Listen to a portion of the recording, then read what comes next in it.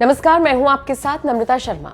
एक तरफ हम बात करते हैं योगी सरकार की, जिसके राज में बाहुबलियों पर, कुख्यातों पर, अपराधियों पर नकेल कसी जा रही है। खुद योगी सरकार दावा करती है कि उसके राज में बदमाशों पर लगाम लगी है। और दूसरी तरफ जिन लोगों ने काला धन इकट्ठा कर रखा है, जो लोग टैक्स चोरी कर रहे हैं या फिर जो लोग सरकार को चूना लगा रहे हैं, आम जनता के पैसे का गलत इस्तेमाल कर रही हैं, उन पर भी योगी सरकार नकेल कस रही है। और वो कैसे, इसका ताजा उदाहरण पीयूष जैन के घर और बाकी ठिकानों पर जो छापेमारी हुई उसके दौरान देखने को मिला। आपने भी देखा, हमने ही आपको तस्वीरें दिखाई थी किस तरीके से कितनी भारी तादाद में करोड़ों कैश बरामद हुआ। इसके अलावा सोना, चंदन का तेल, मतलब ये समझ लीजिए कि इतना पैसा था कि ड्रम में भर भर कर ले जाना पड़ा और एक ड्रम को लगभग 2 से 4 लोगों ने उठाया हुआ था। इसी से आप अंदाजा लगा सकते हैं कि कितनी जबरदस्त क्वांटिटी में ये कैश बरामद हुआ।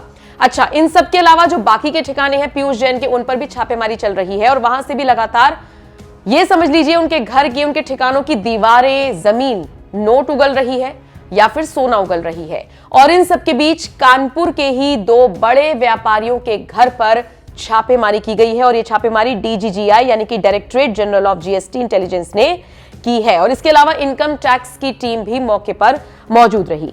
अब ये 2 कारोबारी कौन है ये आपको बताते चलते हैं। कानपुर के 2 बड़े नामी कारोबारी हैं ये, जो निशाने पर आए हैं इस बार। एक तो ट्रांसपोर्टर है और एक वनस्पति कारोबारी है।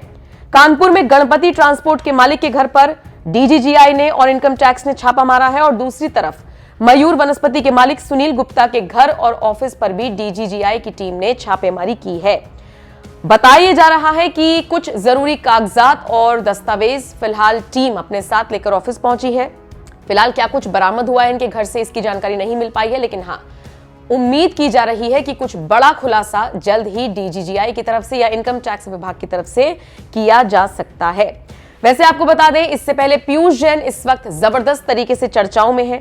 बताया जा रहा है कि 171 करोड़ का जो कैश है वो उनके कानपुर आवास से मिला और सोना काफी भारी तादाद में बरामद हुआ। और इसके साथ साथ अब इन 2 कारोबारियों को भी निशाने पर लिया गया है। देखना होगा इनके घर से, इनके ठिकानों से क्या कुछ बरामद होता है। बहरहाल जिस तरीके से ताबड़तोड़ ये एक्शन चल रहा है, उसको लेकर आप क्या राय रखते हैं, कमेंट करके अपनी राय हमें जरूर